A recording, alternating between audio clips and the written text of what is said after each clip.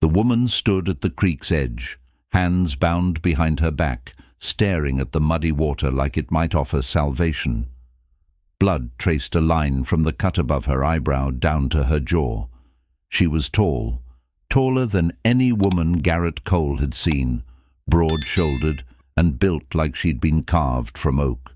3 men on horseback circled her slow, their laughter cutting through the Montana wind. One held a whip, another spat tobacco and grinned. The third just watched with eyes flat as creek stones, waiting for her to break. But Garrett saw it in how she stood, rope burns raw on her wrists, exhaustion pulling at every muscle. She wasn't broken. Not yet. Maybe never. Garrett sat on his horse 50 yards uphill, hidden by cottonwoods that lined the bank.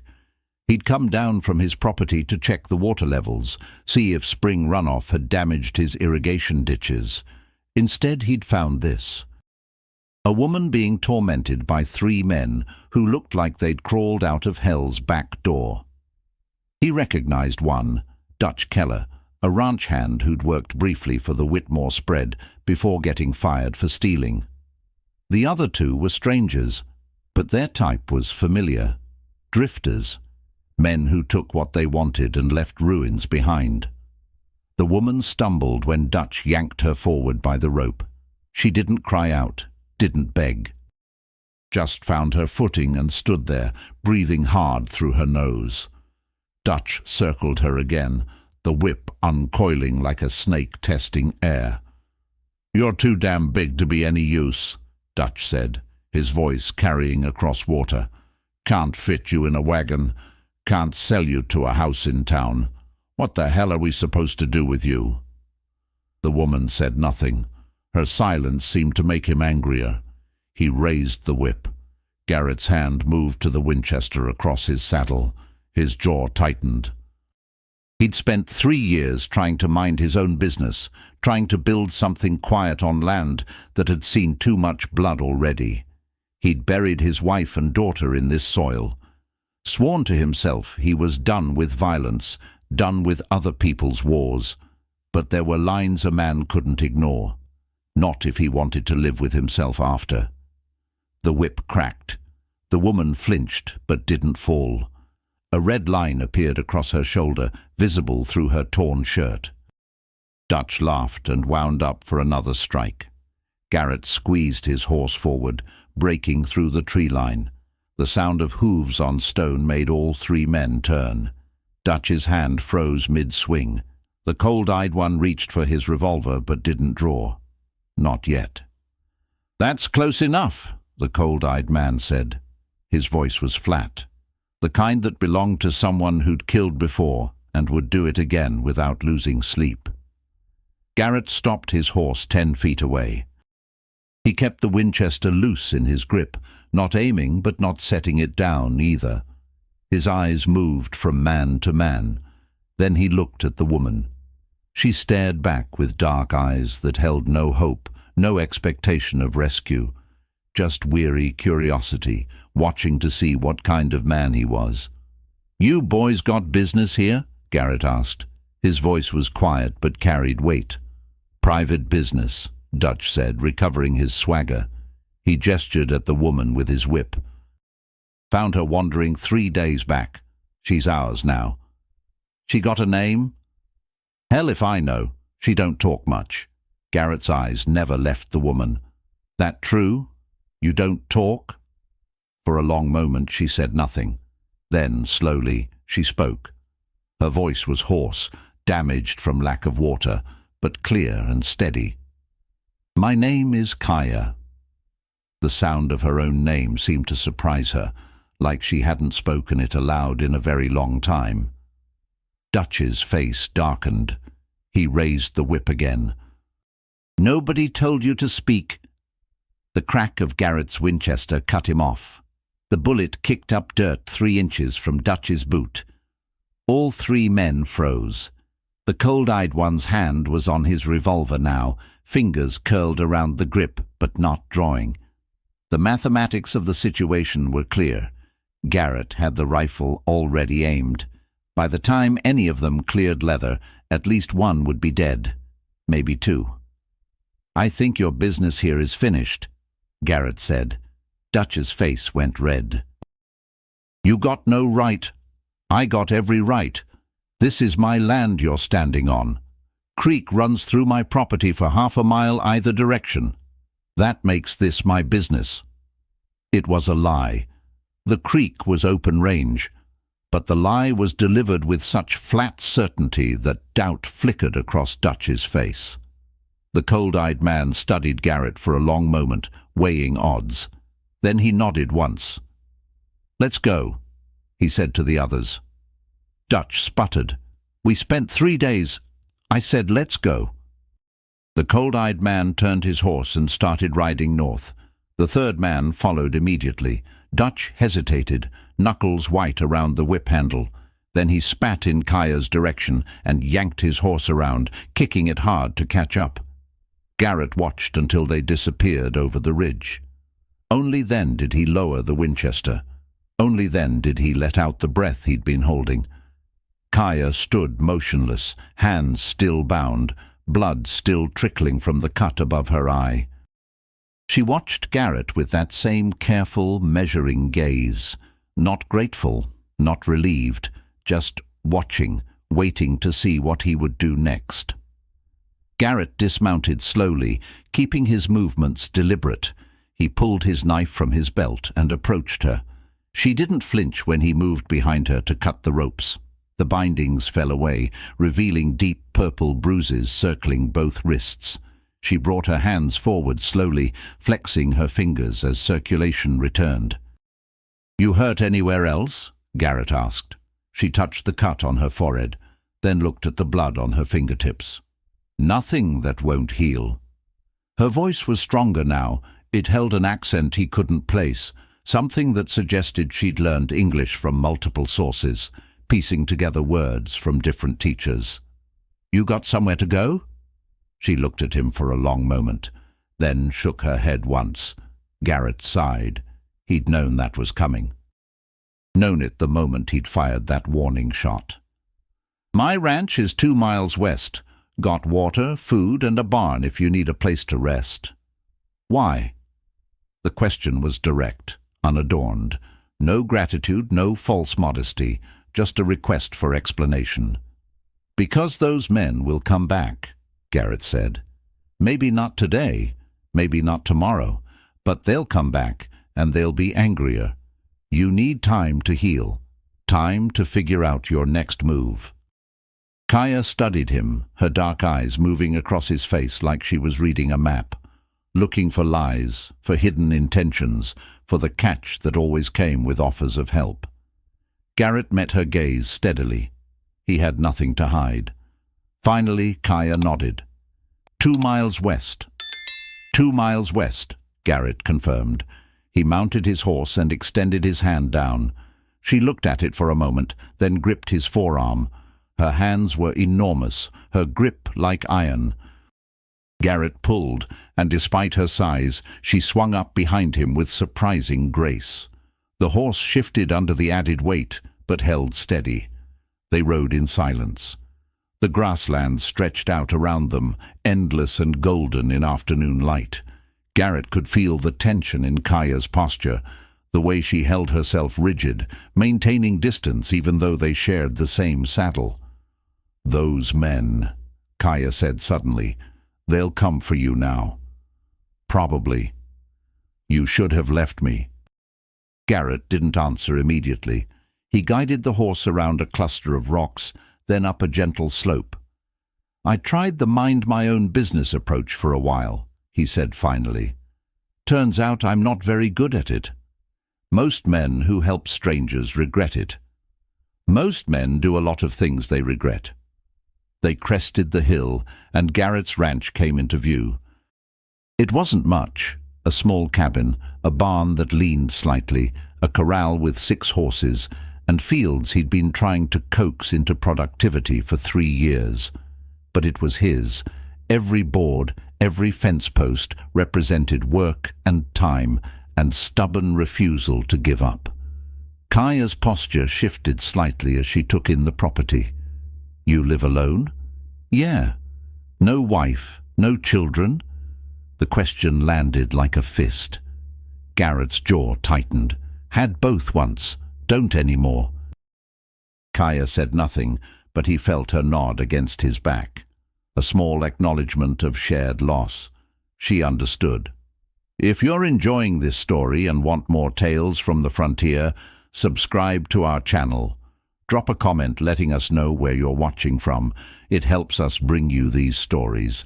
Hit that like button and let's continue this journey through the untamed West together. They rode into the yard. Garrett dismounted first, then helped Kaya down. She stumbled slightly, exhaustion finally catching up now that immediate danger had passed. Garrett caught her elbow to steady her. "Barn's got a cot and blankets," he said. "You can rest there. I'll bring food and water." Kaya looked at the barn, then at the cabin, then back at Garrett. "You're not going to ask questions? Figure you'll tell me what you want me to know when you're ready." For the first time since he'd seen her at the creek, something shifted in Kaya's expression. Not quite a smile, but a softening around the eyes. Recognition of decency she clearly hadn't expected to find. "Thank you," she said quietly. Garrett nodded and turned toward the cabin. Behind him, he heard Kaya's heavy footsteps crossing toward the barn. He paused at his door and looked back. She stood in the barn doorway, silhouetted against darkening sky, tall and imposing, and impossibly alone. Then she stepped inside, and darkness swallowed her. Garrett went into his cabin and closed the door. He leaned against it for a moment, eyes closed, wondering what he'd just gotten himself into. 3 years of quiet, 3 years of keeping his head down, and now he'd inserted himself into something that would almost certainly end in blood. He opened his eyes and moved to the window. Through dusty glass, he could see the barn. No light showed from inside. Kaya was already resting, or trying to. Garrett wondered how long it had been since she'd felt safe enough to actually sleep. He turned away and started gathering supplies. Bread, dried meat, a jar of preserves, a canteen of fresh water, bandages and salve for the wounds he'd seen. As he worked, his mind turned over the situation. Those 3 men knew his face now. They knew he'd interfered. Men like that didn't forget. They'd come back, looking for revenge, or trying to reclaim what they considered their property. Garrett would need to be ready. He gathered the supplies and headed out to the barn. The barn smelled of hay and horse sweat and old wood. Garrett paused in the doorway, letting his eyes adjust. Kaya sat on the cot in the corner, her back against the wall, one hand near a rusted pitchfork that leaned against the beam. She'd positioned herself so she could see both exits. Smart, careful. The behavior of someone who'd learned not to trust. "Brought food," Garrett said, holding up the bundle. "And water. Some bandages for that cut." Kaya nodded but didn't move. Her eyes tracked him as he crossed the barn floor. Garrett set the supplies on a crate near the cot, then backed away, giving her space. "I'll be in the cabin if you need anything," he said. "Wait." The word stopped him. He looked back. Kaya was staring at the bundle of supplies, her expression unreadable. "Why?" she asked again. The same question, but this time there was something different in her voice, not suspicion. More like genuine bewilderment, as if kindness was a puzzle she couldn't solve. Garrett thought about how to answer. He could give her the easy response. But that felt hollow, so he told her the truth instead. 3 years ago, my wife and daughter were traveling to town when a wheel broke on their wagon. They were stuck on the road for 6 hours in summer heat. 3 different riders passed them. Not one stopped. By the time I found them, my daughter was unconscious from heat stroke. She died 2 days later. My wife followed a week after. The words came out flat, drained of emotion through repetition. But the pain beneath them was still sharp. Kaya's face didn't change, but something shifted in her eyes. Recognition, the understanding of someone who carried her own weight of loss. "I can't bring them back," Garrett continued. "Can't change what happened, but I can make damn sure I'm not the person who rides past someone who needs help, even if it costs me." Silence filled the barn. Somewhere outside, a horse whinnied. "I'm sorry," Kaya said finally. Her voice was soft, almost gentle. "For your loss." Garrett nodded. "Eat, rest. We'll figure out next steps in the morning." This time, when he turned to leave, she didn't stop him. He made it halfway across the barn before her voice reached him again. "I'm from the Blackfoot Nation," she said. "My mother was Blackfoot. My father was a fur trapper from Quebec, French. That's why I'm—" She gestured at herself, at her height, at the breadth of her shoulders. "Too big for most people. Not Indian enough for my mother's people. Not white enough for my father's world. Caught in the middle my whole life." Garrett turned back to face her. She wasn't looking at him anymore. Her eyes were fixed on some distant point. "6 months ago my father died," Kaya continued. "Fever took him. After that, the men in the trading post where we lived started looking at me different. Like I was something they could use now that he wasn't there to protect me. I ran. Been running ever since. Those 3 men caught me 3 days ago." "You have family? Anywhere you can go?" Kaya shook her head. "My mother died when I was 12. I have cousins among the Blackfoot, but I haven't seen them in years. They might not remember me. And even if they did—" She trailed off, but the implication was clear. "Then you stay here until you're strong enough to decide what comes next," Garrett said. "No obligations, no expectations." Kaya met his eyes. For the first time since he'd seen her at the creek, something like hope flickered across her face. Small, cautious, but there. "Okay," she said. "Thank you, Garrett." He hadn't told her his name, which meant she'd been listening more carefully than he'd realized. Smart. Observant. "Get some sleep, Kaya," he said. He left the barn and walked back to the cabin under a sky filled with stars. Inside, he went through his nightly routine, banking the fire, checking the rifles, making sure ammunition was where he could reach it quickly. But tonight felt different. The cabin felt different. For 3 years, it had been a tomb where he went to sleep and wake, and count hours until sleep came again. Now it felt like something else. A shelter, a sanctuary. Not just for him, but for someone who needed it even more. Garrett lay down on his bed fully clothed, one hand resting on the revolver under his pillow. Sleep came slowly. When he finally slipped under, the last thing he thought about was the way Kaya had said his name. Like she was testing it out, like she was deciding whether it was a name she could trust. Morning arrived cold and grey. Garrett woke before sunrise and went through his morning tasks. Feed the horses, check the water, milk the cow. The physical work helped clear his mind, helped him think through what needed to happen next. Dutch and his companions would be back. That was certain. The only question was when and how they'd come. Garrett was filling the water trough when he heard the barn door creak. Kaya emerged into morning light. She moved stiffly, favoring her left side, but her eyes were clear and alert. She'd washed her face. The blood was gone, revealing the full extent of the bruising. "Morning," Garrett said. Kaya nodded. She looked around the ranch, taking in details she'd been too exhausted to notice last night. "You need help with anything?" she asked. "You should rest." "I've been resting all night. I'm stronger today." Garrett studied her. Pride stiffened her spine, pushed her shoulders back despite pain he knew she must be feeling. He recognized that pride. It was the same kind he'd carried after losing his family. "Can you handle a hammer?" he asked. "Yes." "Then help me fix the north fence. Posts are rotted through." They worked together in silence, falling into easy rhythm. Garrett would pull out old posts, while Kaya dug new holes and set replacements. She was strong, stronger than any woman he'd known, possibly stronger than most men.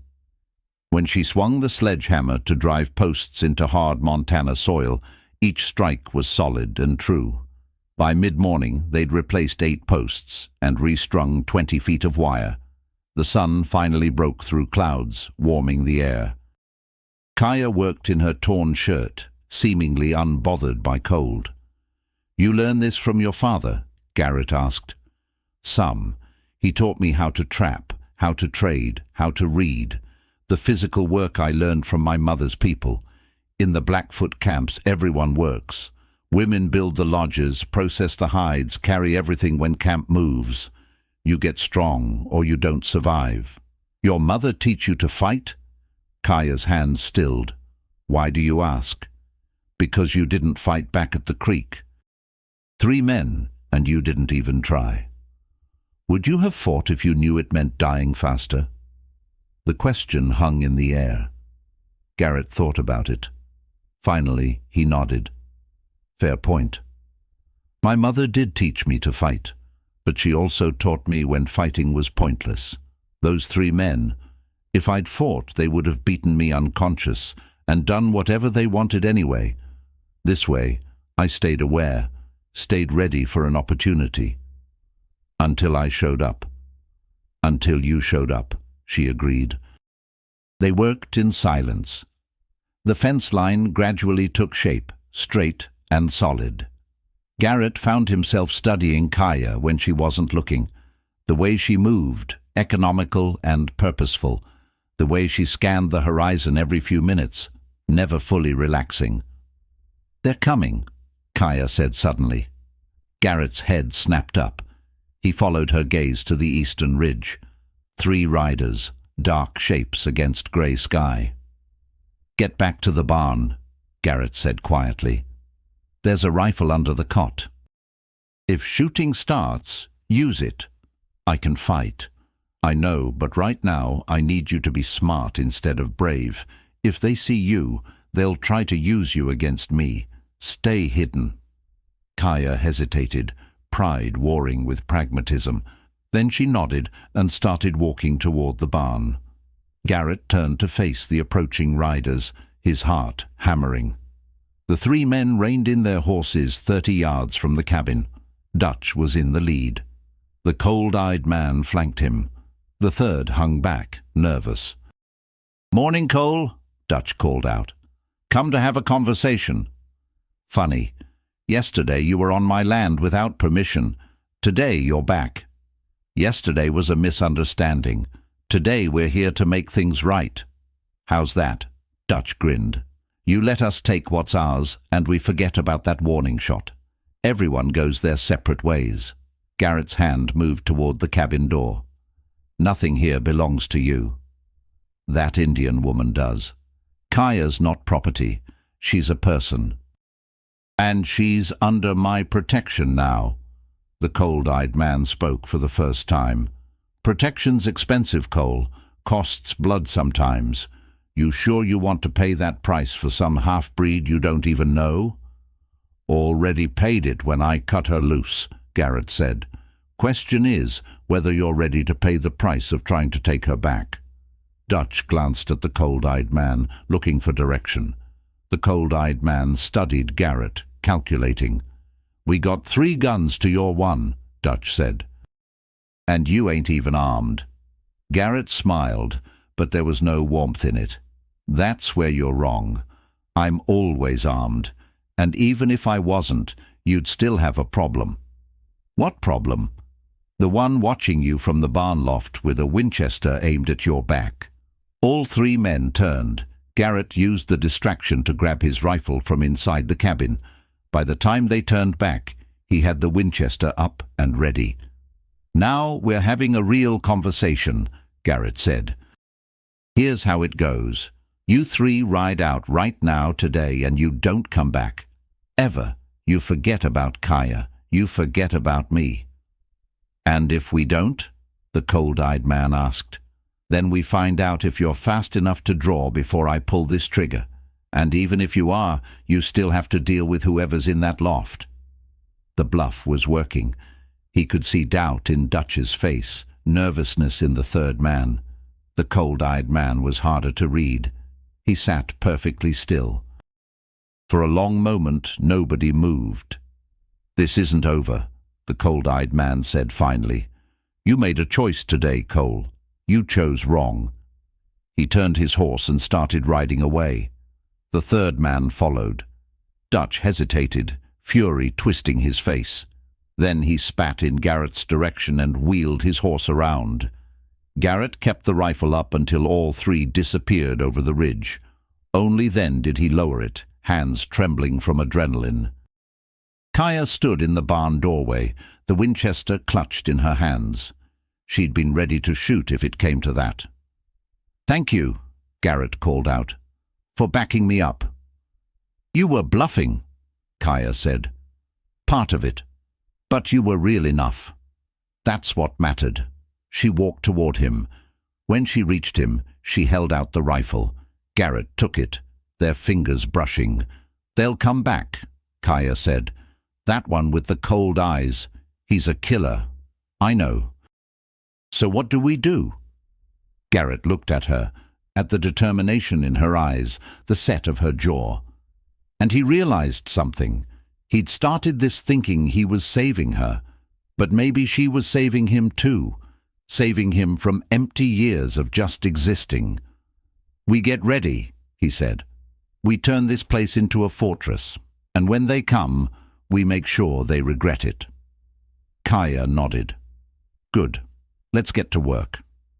Over the next 3 days, they transformed the ranch. They reinforced cabin windows with heavy shutters. They dug rifle pits at strategic points, covering them with branches. They stockpiled water, ammunition, food. Kaya proved invaluable. She knew tricks for building defenses, techniques passed down through generations of warriors.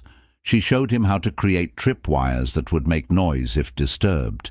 She helped construct a hidden exit from the cabin, but more than practical help, Garrett found himself appreciating her company. The cabin felt less empty with her there.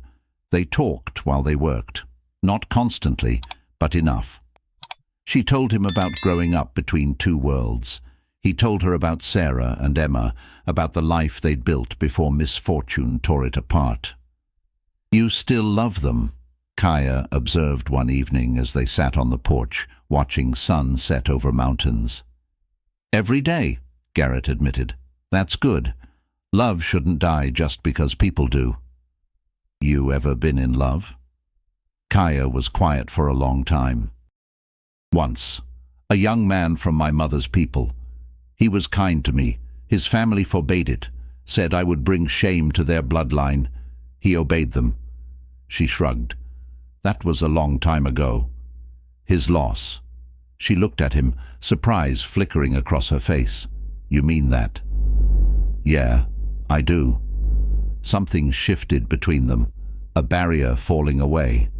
They weren't just two people sheltering under the same roof anymore. On the fourth morning, Kaya woke before dawn with anxiety knotting her chest. She'd dreamed about the cold-eyed man. The dream had felt like a warning. She dressed and went outside. Garrett was already up, checking perimeter defenses. "Couldn't sleep either?" he asked. "Bad dreams?" Garrett nodded. "Been getting those myself." Kaya walked to the fence and looked out at empty grasslands. The sun was starting to rise, painting the sky pink and gold. Beautiful. Peaceful. "Garrett," she said slowly, "if something happens today, I want you to know something. Don't talk like that. Listen." She turned to face him. "I've been running for 6 months, running from men who saw me as something to use, running from places where I didn't belong, and I was starting to think maybe they were right. Maybe there was no space for someone like me, but then you showed up at that creek. You cut those ropes. You treated me like a person. You gave me something I thought I'd lost forever. What's that? Hope.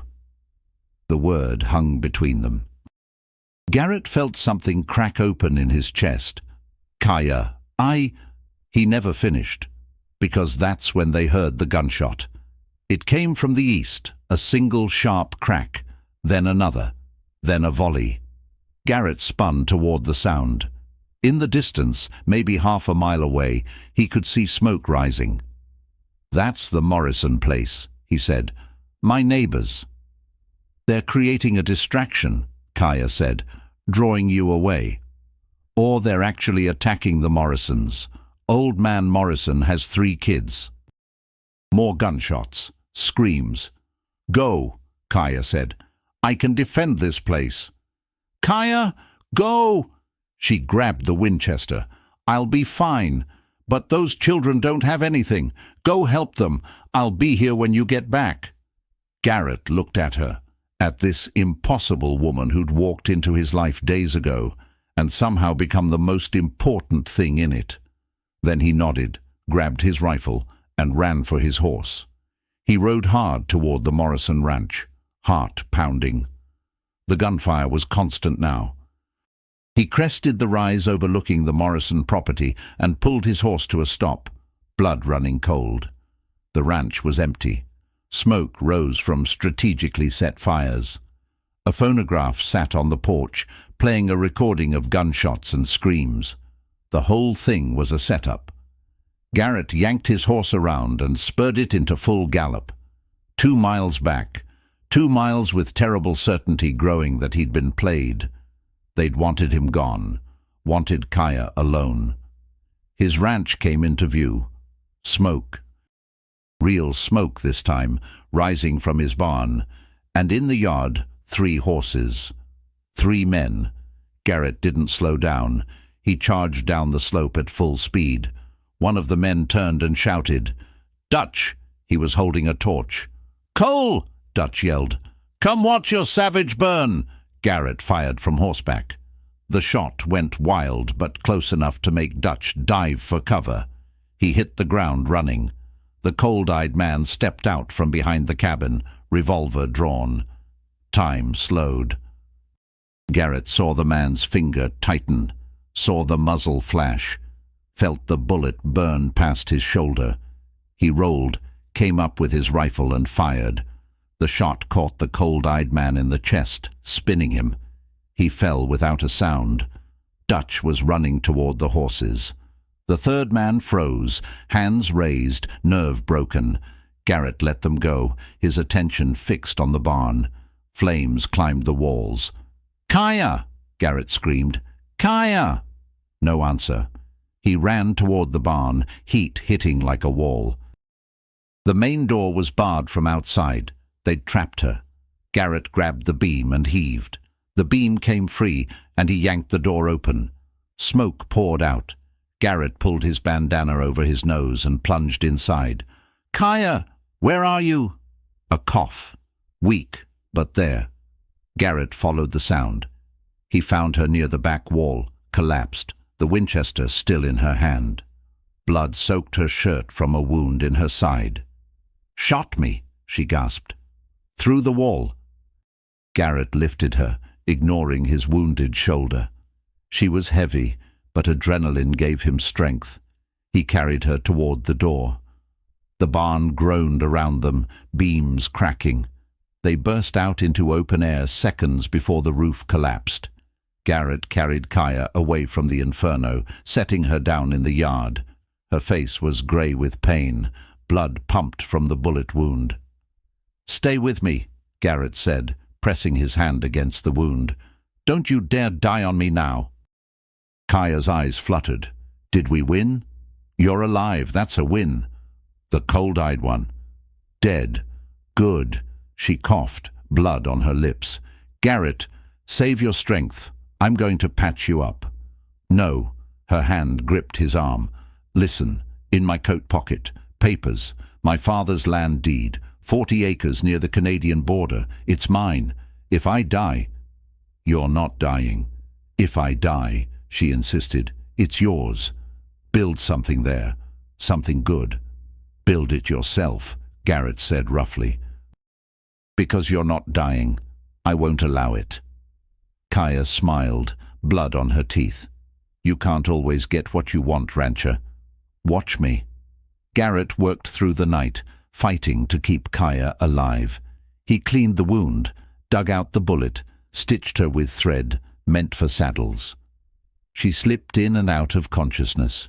During lucid moments, she told him things about her childhood, about the father who'd loved her, about dreams of finding a place where she belonged. "I think I found it," she whispered at one point, her hand finding his. "Right here, with you." "Then stay," Garrett said. "Stay and help me rebuild." "Is that a proposal, rancher?" "Maybe, if you live long enough to hear the whole thing." She laughed, then winced. "You're a hard man, Garrett Cole. Takes one to know one." By morning, the fever broke. Kaya slept fitfully but naturally. Garrett sat beside her bed, his bed, the one he'd given up so she could rest, and watched the sun rise. The barn was gone, but the cabin stood, the land remained, and so did they. 2 months later, the first snow fell on the Montana grasslands. Garrett stood on the cabin porch, watching fat white flakes drift down. Behind him, he could hear Kaya moving around inside, preparing breakfast. She'd healed well, though she still favored her right side when weather turned cold. The ranch had changed. They'd rebuilt the barn together, this time using stone for the foundation. They'd added a second room to the cabin. The fence line was solid. It looked like a place where people planned to stay. "Coffee's ready," Kaya called. Garrett smiled and turned toward the door, but before he could go in, he saw movement on the eastern ridge. A single rider. "We've got company," he called to Kaya. She appeared at his shoulder, rifle in hand. They watched as the rider descended. As he got closer, Garrett relaxed. It was Marshal Harding from the territorial office. The marshal reined in his horse. "Morning, Cole. Miss Kaya." "Marshal," Garrett acknowledged, "came to deliver news. Dutch Keller and his associate were caught trying to rob a stage near Helena. They're in custody. Given what happened here, I expect they'll hang." "Good," Kaya said. "There's something else. That land deed you registered. Your father's property. There was a dispute. Man named Foster claimed he bought it. I did some digging. Foster has a history of land fraud. His claim won't hold up. The property's legally yours." He handed her the document. Kaya took the paper with trembling hands. 40 acres. Not much by frontier standards, but hers. "Thank you, Marshal," she said quietly. Harding tipped his hat and rode away. Garrett looked at Kaya, at the tears streaming down her face. 40 acres, she said. "It's real. It's mine." "So what are you going to do with it?" She looked up at him. "I was thinking maybe we could combine our properties. Make one bigger ranch.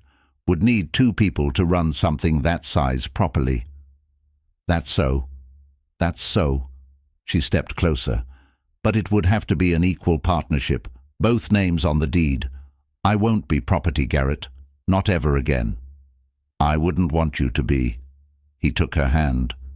"Equal partners. In everything." "Everything?" "Everything," he confirmed. "If you'll have me." Kaya smiled. "I'll have you, on one condition." "What's that?" "You never call me too big again. Or too anything. I'm exactly the right size for what I need to be." Garrett laughed, a real laugh that felt like it came from somewhere that had been frozen for 3 years. "Deal." He pulled her close, and she came willingly, resting her head on his shoulder. They stood like that while snow fell around them, Two people who'd been broken by the world finding wholeness in each other. In the distance, the mountains rose white and eternal. And on a small cabin porch in Montana Territory, a rancher and a woman too tall for anyone's expectations started building something new, something that would last.